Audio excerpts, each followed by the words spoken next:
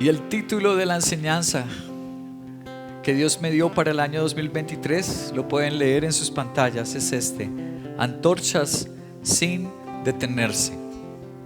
Antorchas. Hoy ese no es un elemento tan común, dado que nosotros tenemos energía eléctrica, solar, eólica, y ya poco usamos las antorchas para iluminar en la noche. Pero las antorchas sí estaban muy presentes en el Antiguo Testamento y en el Nuevo Testamento. Y hoy vamos a aprender un poco de eso, que es lo que quiso decir Dios con eso de hacer a los seres humanos antorchas. Primero quiero que veamos un corto video. Pueblo de Israel, arrodíllense para saludar a Baal y Asherá.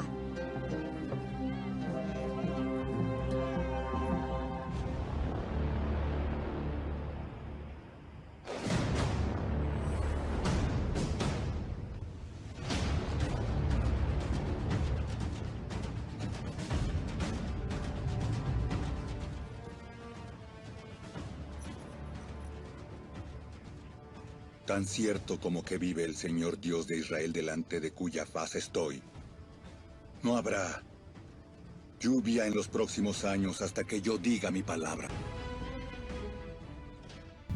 ¿Quién dijo eso? Elías. Dios en el Antiguo Testamento y en el Nuevo Testamento usó profetas, sacerdotes, los apóstoles. En el Nuevo Testamento usó a muchos cristianos para dar mensajes proféticos. Hoy voy a referirme. Ahora, escúchame esto tan importante. El mensaje profético a veces en la Biblia fue para personas, pero a veces fue colectivo, fue para toda una nación.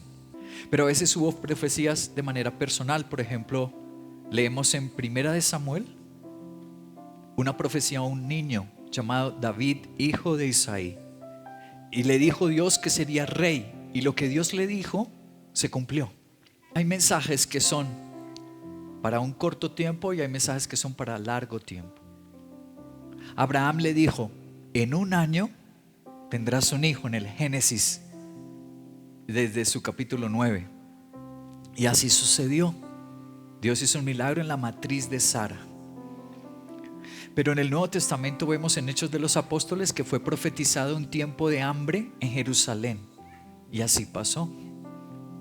Así que lo que yo voy a entregarles hoy es un mensaje así, profético, acerca de lo que Dios desea de nosotros para el siguiente año. Isaías 62 dice así esta profecía: por amor a Sión no guardaré silencio, por amor a Jerusalén no desmayaré, hasta que su justicia resplandezca como la aurora y como antorcha. Aquí está la palabra de nuestro estudio de hoy: como antorcha encendida su salvación. Las naciones verán tu justicia y todos los reyes tu gloria. Recibirás un nombre nuevo que el Señor mismo te dará. Serás en la mano del Señor como una corona esplendorosa, como una diadema real en la palma de tu Dios. Ya no te llamarán abandonada, ni a tu tierra llamarán desolada, sino que serás llamada mi deleite. Tu tierra se llamará mi esposa, porque el Señor se deleitará en ti. Tu tierra tendrá esposo.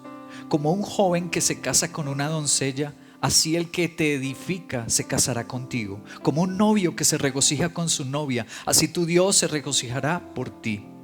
Jerusalén, sobre ti he puesto centinelas que nunca callarán, ni de día ni de noche. Ustedes, los que invocan al Señor, no se den descanso, ni tampoco lo dejen descansar en el 2023, hasta que resplandezca a Jerusalén y la convierta en la alabanza de la tierra. Por su mano derecha y por su brazo poderoso ha jurado el Señor: nunca más daré a tus enemigos tu grano como alimento, ni beberá gente extranjera el vino nuevo por el que tú trabajaste. Alabando al Señor comerán el grano quienes lo hayan cosechado. En los atros de mi santuario beberán el vino quienes hayan trabajado en la vendimia. Pasen, pasen por las puertas, preparen el camino para el pueblo, construyan carretera. Quítenle todas las piedras, desplieguen sobre los pueblos la bandera. He aquí que el Señor ha proclamado hasta los confines de la tierra. Díganle a la hija de Sión, a la iglesia, he aquí viene tu Salvador, y trae su premio consigo, su recompensa lo acompaña. Serán llamados pueblo santo, redimidos del Señor, y tu ciudad será llamada anhelada y nunca más abandonada. Qué profecía, ¿cierto? Qué profecía tan magnífica. Ahora, lo magnífico es que esto no se cumplió en el Antiguo Testamento. Ah, ¿no? Entonces, ¿para quién estaba hablando Isaías? Isaías vivió unos 600 años antes de nuestro Señor Jesucristo, 600, 700 años antes de Cristo. Voy a contarles, esta profecía es para nuestros tiempos, los tiempos después de la venida de Cristo. Esta profecía habla de unas antorchas y le dice a su pueblo, para nuestra época serás un reflector encendido, serás como la torre de Colpatria, llena de luz que te la verá toda la ciudad. Pero como en aquella época no existían esas torres ni este tipo de energía, el Señor usó este elemento lúdico y dijo antorchas. En aquel tiempo, en medio del campo, el desierto, imagínate tú ver una antorcha. Si estabas perdido, extraviado, pues era la vida completa. Y el Señor dice a su pueblo, serás como antorcha encendida y ya no estarás abandonada, ya no estarás sola. Ya no, tu trabajo ya no será perdido. ¿Cuántos les gustaría vivir esa profecía en sus vidas? Lindísima profecía. Pero voy a contarte el contexto en que fue dada la profecía, porque a lo mejor te identificas con tu vida, con tu situación actual. Quizás te vas a identificar con el contexto en el que Dios levantó al profeta Isaías, y tal vez me levantó a mí como pastor para darte este mensaje que cambiará para siempre tu vida. El profeta Isaías empezó a profetizar desde el año 740 antes de Cristo. Él vivió en el año 753 y falleció en el 681. ¿Cómo murió Isaías? Escúchame. A veces se paga un alto precio cuando servimos a Dios. Lo aserraron vivo, lo mataron, porque le llamaron fanático. Reñía, contendía con los intereses de aquella gente poderosa, aquella gente hipócrita de ese tiempo, y lo mataron. Él empezó en el año 740, como ves en la pantalla, con el rey Usías. El rey Usías era primo suyo, eran familia. Dios levantó a Isaías para hablarle a su primo, el rey Usías. Ese rey murió y después vino el siguiente rey. ¿Lo puedes leer allí? ¿Cuál dice? Acaz. Ese rey murió y vino el siguiente, el rey Oseas. Y el siguiente, él murió y vino el siguiente. Ezequías fue el siguiente. Ezequías, ¿ustedes recuerdan el milagro de Ezequías? Profetizó que defendería a Dios a Jerusalén contra el imperio más grande que había en esa época, Asiria. Y así pasó. Manasés es el siguiente rey. Ok, aquí tenemos el tiempo, la historia de los momentos más relevantes del ministerio del profeta Isaías. Ahora voy a mostrarte historia no bíblica, es decir, que está comprobado en las universidades. Cuando estudias historias tienes que ver estos personajes que tuvieron que ver con Isaías. Muéstrame el primero. Al lado izquierdo tenemos una representación de Sargón. Sargón fue el rey más poderoso que tuvo Siria. Él había destruido a todas las 10 tribus de Israel. Solo quedó en pie Judá y una parte de Manasés. Las demás 10 tribus, Sargón, que era el rey de Siria, acabó con ellas y las conquistó. El segundo que tú ves a la derecha, cuando vayas al país de Irak, puedes conocer un museo dedicado a él. Es el rey más poderoso que tuvo el imperio babilónico. Ahí tienes una representación tuya y hay un museo en la nación de Irán dedicado a él. Estos dos reyes habían saqueado y acabado Israel. Ponte a pensar que a ti haya venido el COVID y te haya hecho daño. pero luego haya venido un problema económico y te haya golpeado, ¿cómo te sentirías tú? Tu salud estropeada, tu economía dañada. A algunas personas les pasó y que tuve que atender varias de esas condiciones: divorcio, separaciones, o hijos bajo depresión, ataques de ansiedad. Algo así. Imaginemos cómo fue el contexto, cómo era la condición de ese pueblo. Estaban devastados, emocional, económica, políticamente estaban arruinados. Y Dios viene y toma al profeta Isaías y les dice: dile a mi pueblo lo siguiente. Isaías 62 versículo 4 dice, lo pusimos en rojo: ya no te llamarán abandonada. Ellos estaban en condición de abandono. ¿Sí te das cuenta? Imagínate quedar sin tus seres queridos o sin tu trabajo. Así estaban ellos, abandonada. Ahora el versículo 8, en rojo lo pusimos: nunca más daré a tus enemigos tu grano. ¿Cómo estaban económicamente hablando? En escasez, en ruina. Así estaba la nación de Israel. Ahora, en medio de esa condición, si tú estás en medio de una condición similar, no la has pasado bien, ni te ha ido bien sentimentalmente, económicamente o en tu salud, quiero decirte que el Señor nuestro Dios tiene preferencia especial por los que sufren. Por eso Él se llamó, en Juan capítulo 10, Él toma un título para Él mismo y se dice: yo soy el buen, yo soy el buen pastor, que la vida da por ¿quiénes?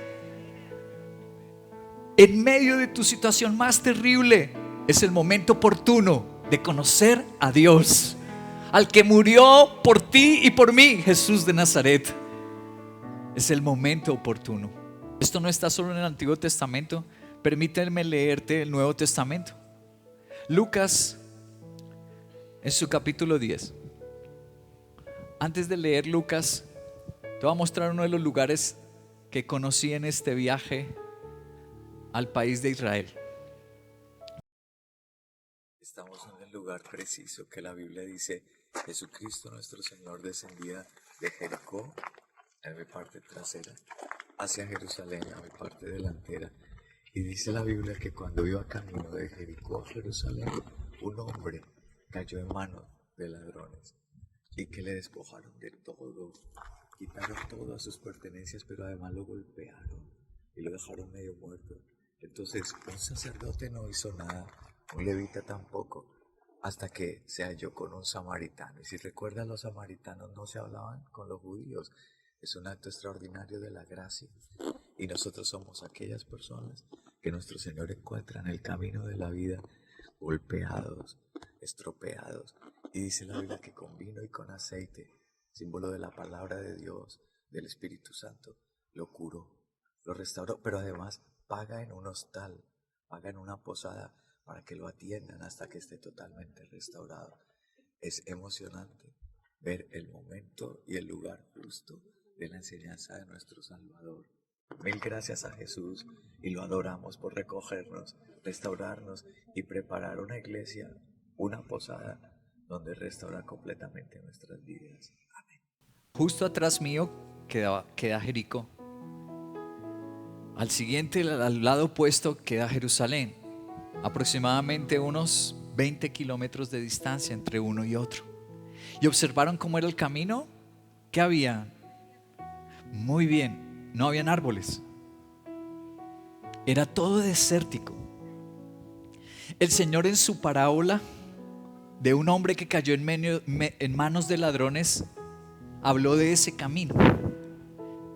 Y el camino donde Él hizo el milagro y recogió a la persona no es la persona que está en el oasis, lleno de frutas, lleno de árboles y viviéndola bien, sino que el Señor viene a recoger a la persona que está en ¿qué condición? Desierto. La está pasando mal. Lo golpearon, pero además su entorno no es halagüeño, no es esperanzador. Me encantó, me sorprendió ver desde ese lugar ese camino del que habló Jesucristo. Lucas capítulo 10, versículo 30 está el momento donde Jesús habló de este camino de Jericó a Jerusalén. Dice así: Jesús respondió: bajaba un hombre de Jerusalén a Jericó y cayó en manos de unos ladrones y le quitaron la ropa, lo golpearon y se fueron dejándolo medio muerto. Se acercó, le curó las heridas con vino y aceite y se las vendó. Luego lo montó sobre su propia cabalgadura y lo llevó a un alojamiento y lo cuidó. ¿Qué hacen los hombres cuando los seres humanos que no tienen a Dios, qué hacen contigo cuando te ven caído? Muchas personas vienen y te dicen: eres culpable, ¿por qué te metiste en ese desierto? Pero Jesús no hizo eso con ese hombre. Muchas personas te van a recriminar y te van a decir: la culpa es tuya porque no estudiaste lo correcto, porque tú no te uniste a las personas que eran. Te van a juzgar y te van a juzgar duro. Pero la parábola nos enseña el mismo corazón de Dios. Si tú estás vivo, no estás en el tiempo del juicio de Dios. El juicio de Dios, dice Apocalipsis, y también Mateo 24, Jesucristo nos habló de ese juicio, es después de morir. Después de morir, y cuando resucitemos estaremos frente al gran trono de Dios y allá seremos juzgados. Y allá recibiremos o recompensa o castigo, o vida eterna o condenación allá. Pero entonces aquí en la tierra es tiempo de ¿qué? Aquí nos reveló Dios su corazón. Es tiempo de tener misericordia de ti. Es el tiempo de la compasión de Dios para ti.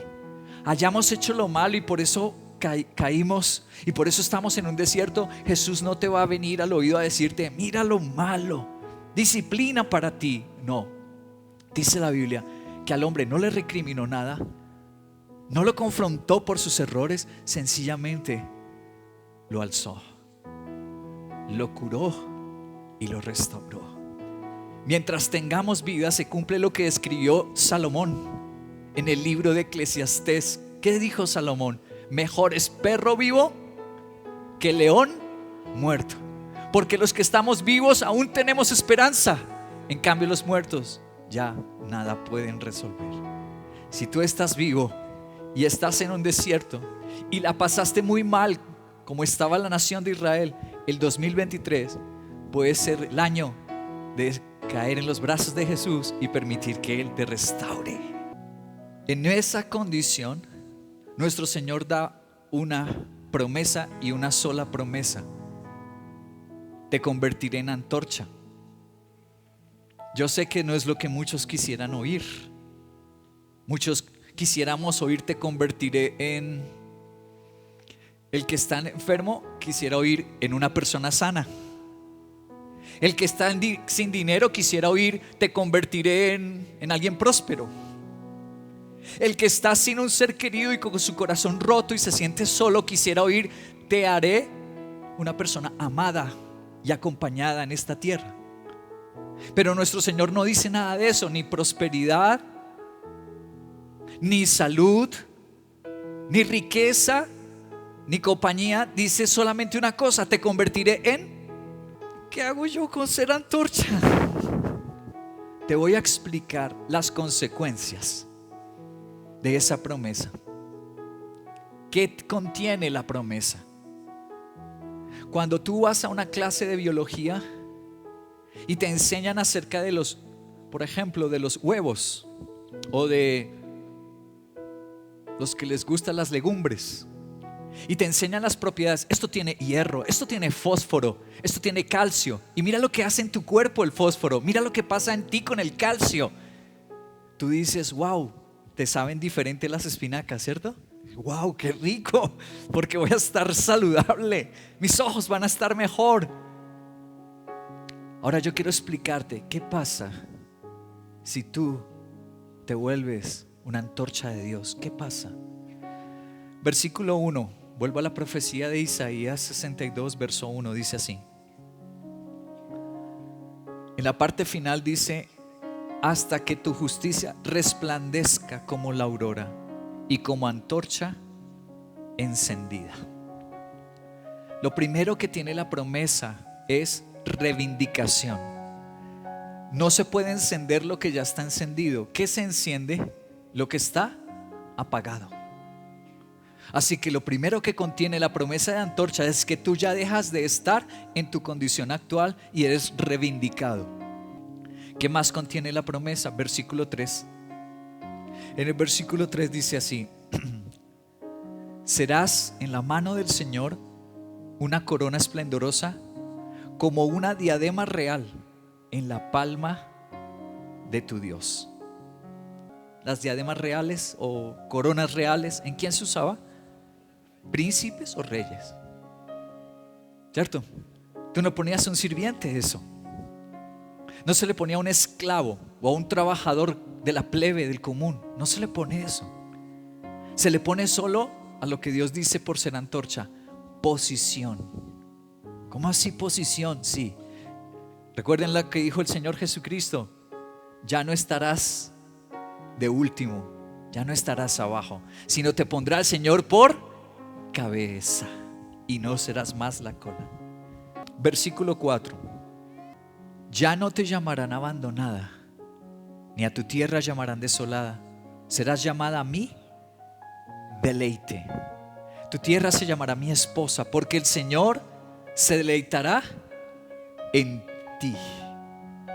Tercera característica de la promesa: primero es reivindicación, segundo es posición, pero tercero habla de comunión. ¿De qué?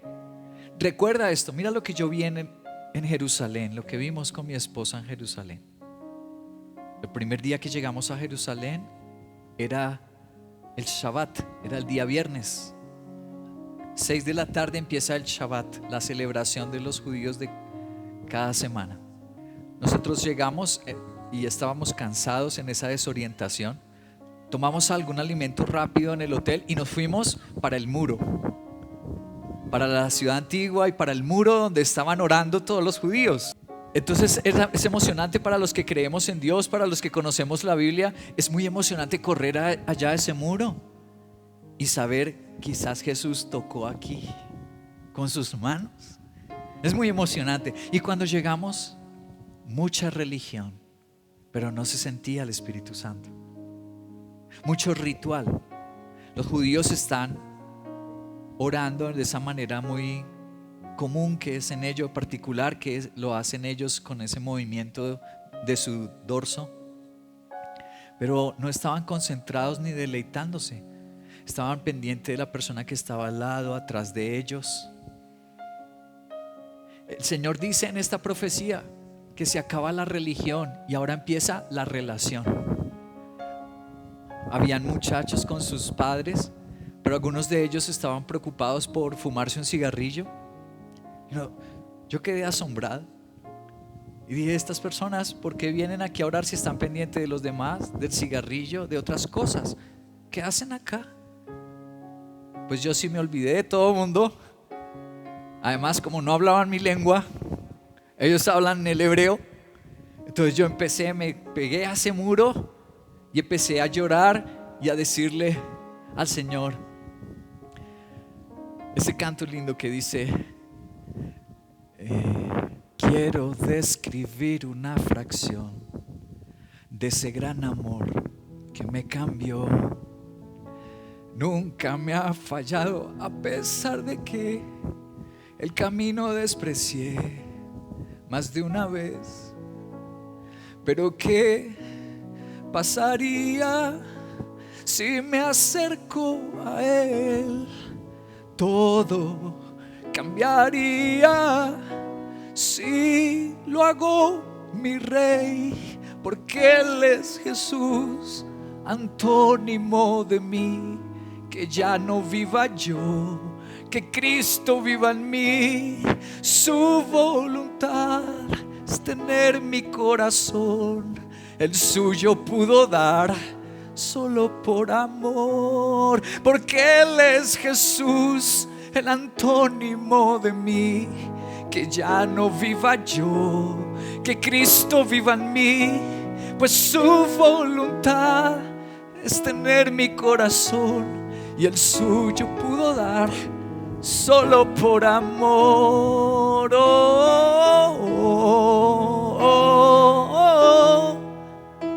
Yo me puse a llorar y a cantar en ese muro a mi amado Salvador. Cuando me di cuenta, estaba rodeado de judíos gritando versículos, como que sintieron celos, envidia de todo lo que yo estaba sintiendo allí, y se me pegaron y empezaron a decir versículos de la Torá, del Antiguo Testamento, fuerte, duro los gritaban, y el otro les respondía. Nosotros tenemos un privilegio que ellos no tienen.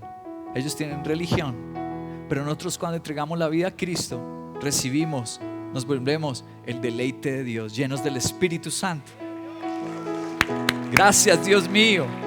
El Señor dice que si tú eres antorcha, reivindicación, posición, pero ahora dice comunión con Dios.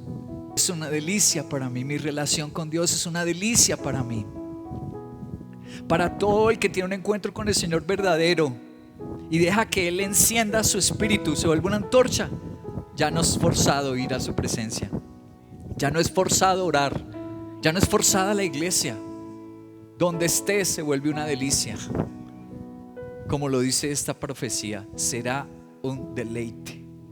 ¿Qué más dice? La cuarta cosa que dice esta promesa a las antorchas, verso 11. El versículo 11 dice: ahí viene tu Salvador y trae su premio consigo, su recompensa lo acompaña.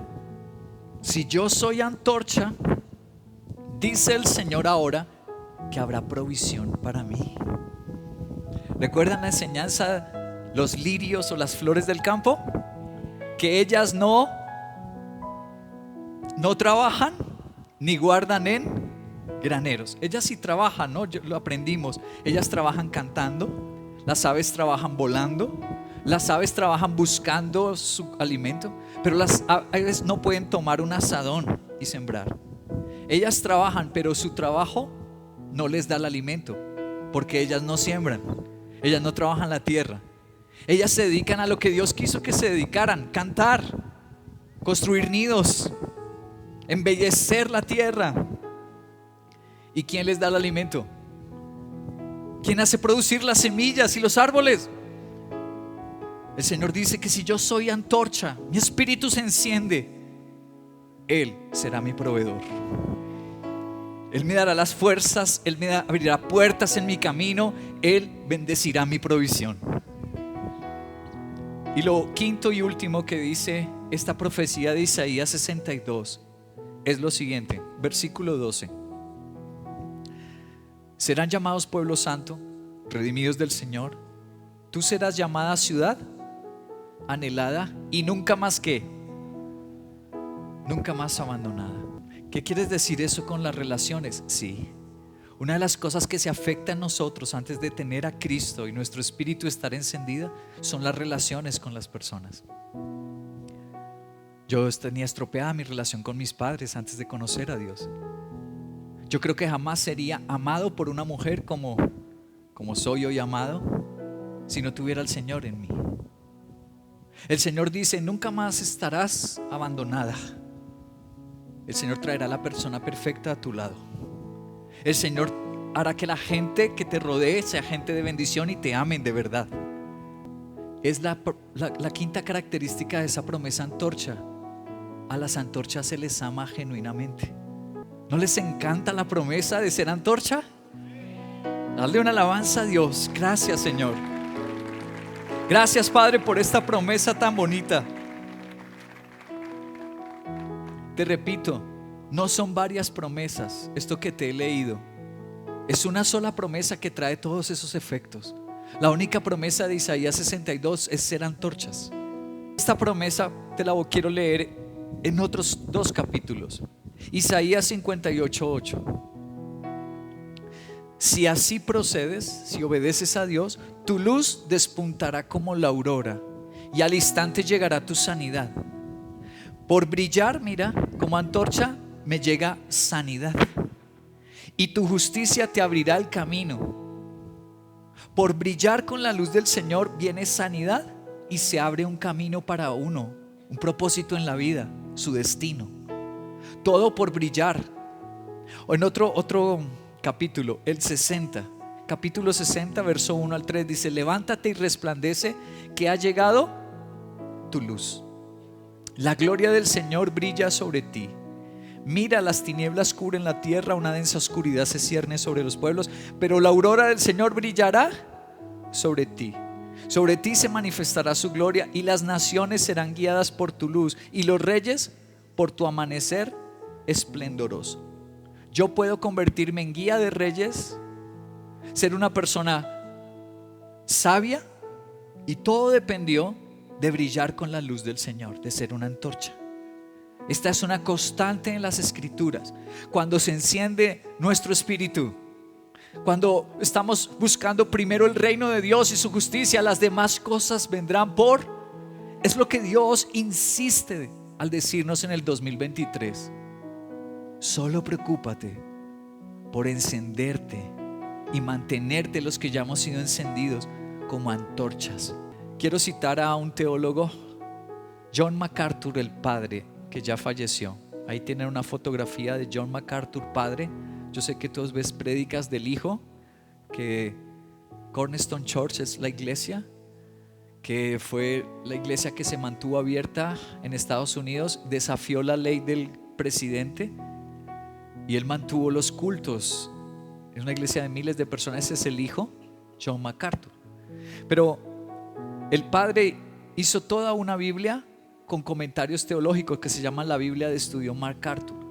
Y en esa Biblia, en el capítulo 62, el padre John MacArthur dijo lo siguiente. Dice: el Señor expresa su determinación de convertir a su pueblo en un faro que ilumine el mundo entero. Esta promesa se extiende también a los cristianos. Cuando nuestra conducta coincida con una naturaleza completamente transformada. Que la profecía de Isaías 62 es ¿para quién? Para los cristianos. Termino diciéndote esto. Jesucristo, en su hermoso sermón, tuve el honor de estar allá en el lugar donde Cristo dio el sermón del monte. Fue a orillas del mar de Galilea. Alcanzamos a pasar 2 noches en Galilea y visitamos todas esas ciudades alrededor de ese lago, de ese mar de Galilea. Y estuve en ese monte de las bienaventuranzas donde el Señor dio su sermón. Y una de las cosas que aseguró el Señor en el capítulo 5 de Mateo, en ese sermón, es: ustedes, los hijos del Señor, seremos la luz del mundo. Me faltó un aspecto que no voy a tocar hoy, y es la condición de Dios para esas antorchas. Ya hablé del diagnóstico, cómo estaba en el desierto y golpeada.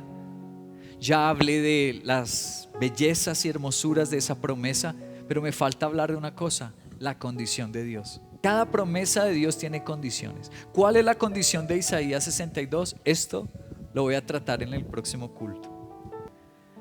Y desde allá yo voy a compartir esta última parte de la profecía. ¿Qué condiciones pone Dios a las antorchas? ¿Cuáles son las condiciones en las que tenemos que tener mucho cuidado en el 2023? ¿Qué nos puede sacar de la promesa? ¿Qué cosas nos alerta Dios en el 2023? Eso lo voy a tocar el 1 de enero desde ese lugar. Les pido que se conecten por YouTube a nuestro canal y así compartiremos juntos en la belleza de esa promesa. Sin importar lo difícil, lo adverso, lo grande, aún lo doloroso. Con Dios todo puede cambiar. Misión Veracruz. Porque con Dios todo puede cambiar.